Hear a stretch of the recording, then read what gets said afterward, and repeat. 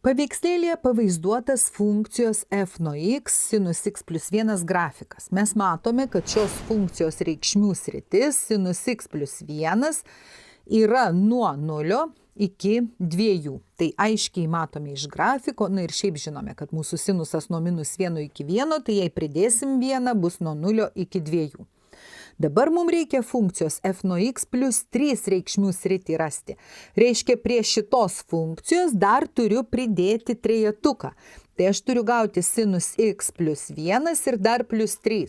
Pridedu 3 prie abiejų lygybės pusių ir gaunu nuo 3 iki 5. Taigi atsakymas nuo 3 įskaitant iki 5. Galima būtų galvoti ir kitaip.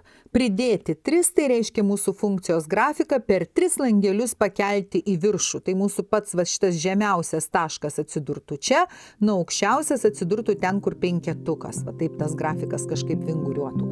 Nuo 3 iki 5.